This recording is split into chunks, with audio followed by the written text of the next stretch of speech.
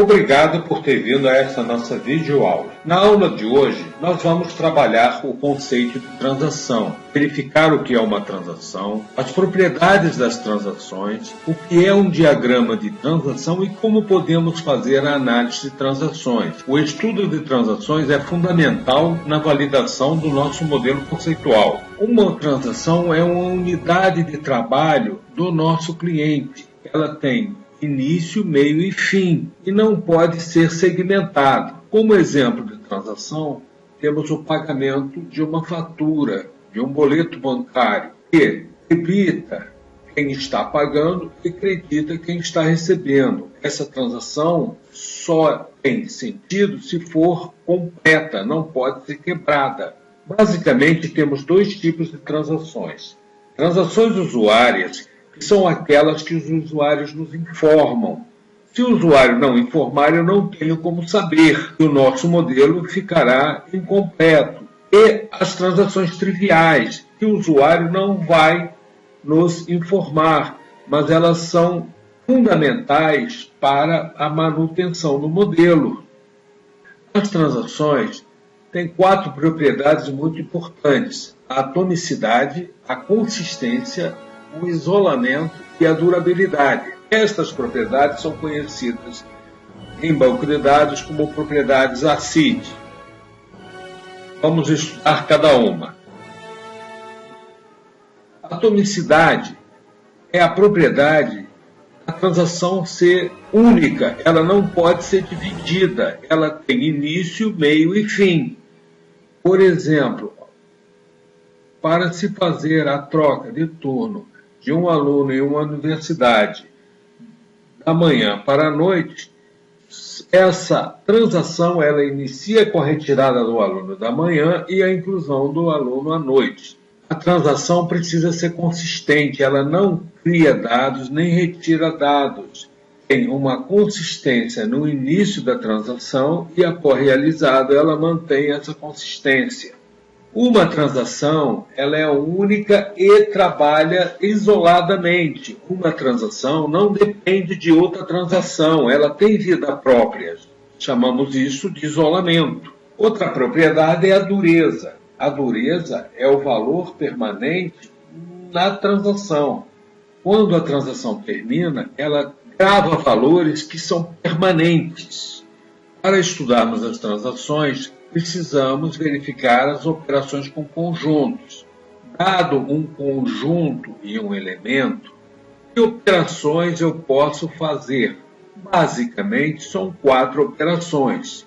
Eu posso incluir o elemento no conjunto, eu posso deletar um elemento do conjunto, posso alterar um dos atributos dos elementos do conjunto, ou posso consultar, verificar se o elemento está no conjunto.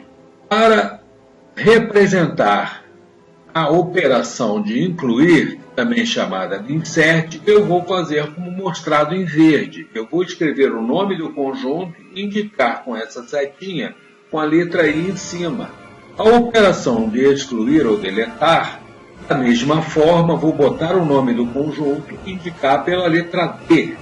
Na operação de atualizar, também chamada update, eu vou representar com a letra U, como mostrado na figura.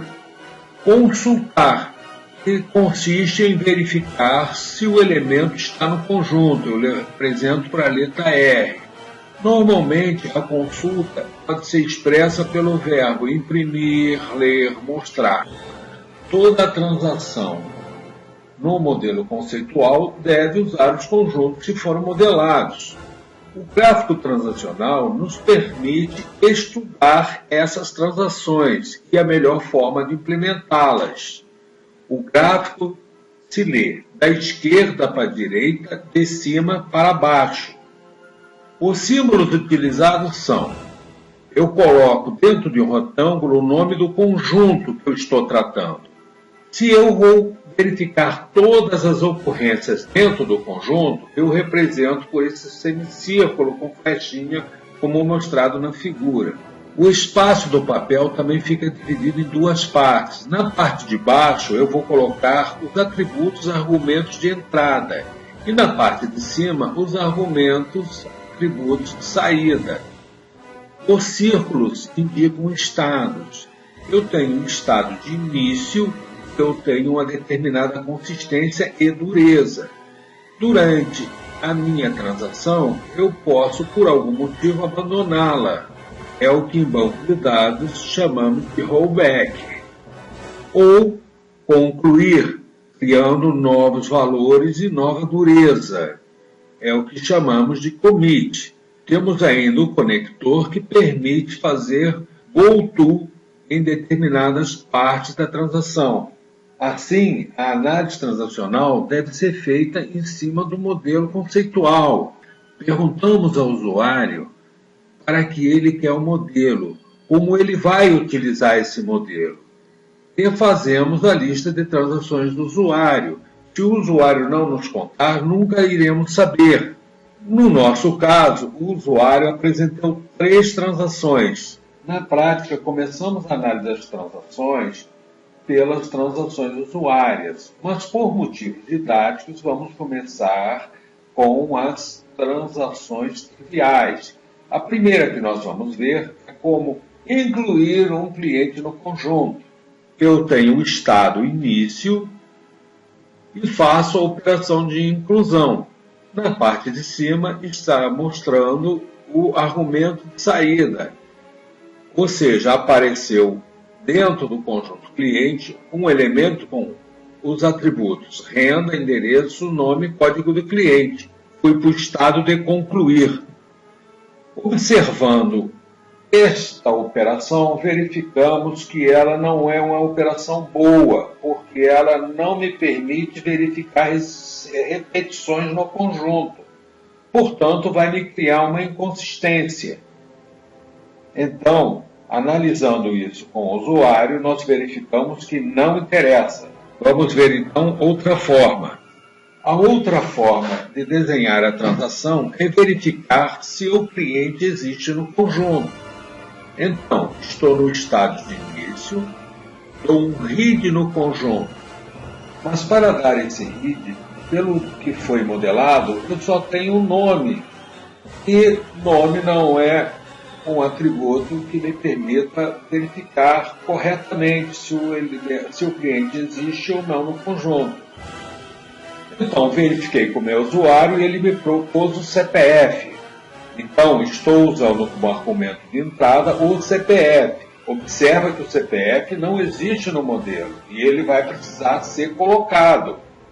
Como argumento de entrada CPF, eu verifico se o cliente existe no conjunto. Se ele existir, vai me aparecer código de cliente e nome CPF. Neste caso, eu vou abandonar a transação, porque o cliente já existe. Vou dar um rollback. Se o cliente não existe, eu vou fazer a inclusão no cliente. Neste caso, eu não tenho argumento de entrada e tenho argumento de saída. Os atributos renda, endereço, nome, código do cliente e CPF. E vou para o estado final de concluir. Estou numa nova dureza. Este desenho foi definido para ser implementado. Eu volto no meu desenho do modelo conceitual e coloco agora o atributo CPF, que eu não tinha modelado inicialmente. Desta forma, vamos completando todos os atributos que são necessários para as transações. Vamos analisar a exclusão de um cliente no conjunto. Eu posso fazer isso de uma maneira muito simples. Eu estou no estado início, simplesmente me informam o código do cliente ou CPF e eu, deleto o cliente. Estou no estado final, concluir. Esta transação tem várias críticas. As duas mais importantes são, primeiro, não dá chance de arrependimento. Se você der o código do cliente, ele simplesmente deleta. E tem outro inconveniente de não tratar as inconsistências no modelo, como nós iremos ver. Então, da forma que essa transação foi desenhada, ela não interessa. Vamos ver outra forma. Eu estou no estado inicial, dei um read, entrando com o CPF, o código do cliente, Se o cliente existe, apareceu o código do cliente, nome, endereço, CPF. Então, eu vou ter a chance de verificar se é o cliente que eu quero deletar. Se o cliente não existe, eu simplesmente abandono a transação. Confirmando a deleção, eu vou dar o delete no cliente. Entro com o código do cliente e retiro o cliente do conjunto, indo para o novo estado, concluir. Esta arquitetura de transação evita que cometamos enganos deletando clientes. Esta arquitetura de transação permite que não cometamos engano deletando equivocadamente, mas não trata as inconsistências no modelo. Portanto, juntamente com o meu usuário, decidimos que ela não serve. Vamos então verificar uma outra arquitetura que trate a consistência no modelo.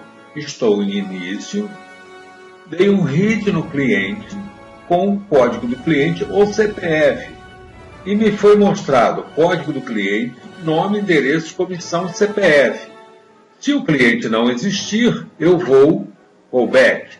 Se ele existir, eu vou dar um read na nota fiscal. Juntamente com o meu usuário, verificamos e definimos que, se o cliente tiver apenas uma nota fiscal, eu já abandono a transação.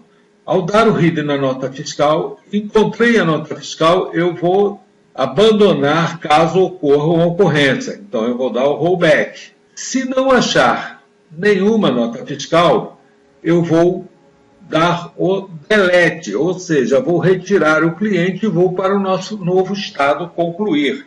Esta transação só permite retirar o cliente se ele não tiver nenhuma nota fiscal. Mas o meu cliente, ele deseja retirar o cliente mesmo que tenha notas fiscais. Então eu tenho uma nova arquitetura de transação. Na nova arquitetura de transação, eu vou verificar o cliente da mesma forma que na anterior, com código do cliente e CPF. E vou mostrar o código do cliente, nome, endereço, CPF, caso o cliente exista. Se não existir, como na forma anterior, eu também vou dar um rollback, abandonar. Se o cliente existir, eu vou dar um read na nota fiscal. E com o código do cliente, observa que essa setinha em cima indica que todas as ocorrências, ou seja, para cada ocorrência de nota fiscal encontrada, eu vou dar um delete na nota fiscal. Desta forma, vou limpar todo o conjunto de nota fiscal que contenha o código do cliente. Após fazer isso, eu vou deletar o cliente. E ao deletar o cliente, termino a transação e vou para concluir, dando meu commit. Observa que fizemos o tratamento nos outros conjuntos. Vamos verificar agora as transações do usuário. Eu tenho no estado inicial, dei um read cliente por código do cliente ou CPF, não achei o cliente, dei um rollback, abandonei. Achei o cliente, fui para código do cliente, nome, endereço, CPF. Confirmei, dei um read na nota fiscal com o código do cliente, que já é conhecido, mesmo que você tenha entrado com CPF. Ele verifica o código da nota fiscal e no código da nota fiscal, com o read, eu vou no conjunto de itens de nota fiscal e vou varrer todos os elementos de itens de nota fiscal com o código dessa nota fiscal. E vou mostrar descrição, valor, quantidade, código do item. Vou fazer isso enquanto existir itens. E no término dos itens, eu vou fazer o concluir, ou seja, eu vou terminar a transação. Uma das utilizações importantes da análise transacional é trabalhar os riscos. Para mostrar como fazemos este estudo, vamos considerar a nota fiscal, que é uma associação de cliente com vendedor. Eu tenho o estado inicial, início. Eu vou dar um read em cliente com o CPF e veio o código do cliente. Dei um read com o nome do vendedor e veio com o código do vendedor. Com os dois códigos, código do cliente e código do vendedor, eu posso fazer a inclusão da nota fiscal. Então, tenho como argumento de saída código do cliente, código do vendedor, total, data, valor, e estou fechando a minha transação com concluir, numa nova dureza. Este gráfico me permite estudar os riscos. Por exemplo, imagine que o cliente tenha 20 mil elementos e o vendedor tem apenas 5 elementos. Qual dos conjuntos devem ser lidos primeiro, ou de vendedor ou de clientes? Neste caso, o ideal é que eu leia primeiro o vendedor, porque se ocorrer um erro no conjunto vendedor, eu perdi apenas 5 ciclos, eu perdi muito menos processamento. Imagine que você processou todos os 20 mil registros de clientes sem problema nenhum e vai para a vendedora, ocorre um problema no primeiro registro. Então você perdeu todo o processamento.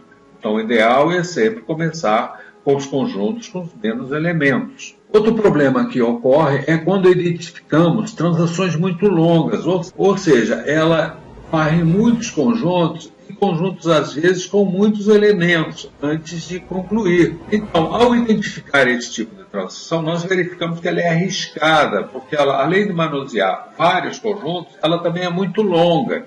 Então, o correto é já prevenirmos esse tipo de situação, indo no modelo conceitual e criando entidades associativas entre os conjuntos que eu quero tratar. Então, como mostrado na figura, de A para B, que ia me envolver uma navegação muito grande no modelo, eu agora vou trabalhar apenas com 3 elementos. Eu vou dar um read, eu tenho início, dou um read em A, aí vou dar um read, com o código de A, vou dar um read em A sobre B, com o código de B, vou dar um read de B, concluir. Ou seja, eu vou fazer uma transação muito mais rápida e muito mais segura. A análise transacional foi proposta por Richard Perkison no seu livro Data Analysis, que é mostrado aí na figura, e hoje está sendo implementado em vários bancos de dados. O conceito de transação é fundamental para se garantir a consistência de banco de dados, e todos os bons bancos de dados hoje mantêm esse conceito.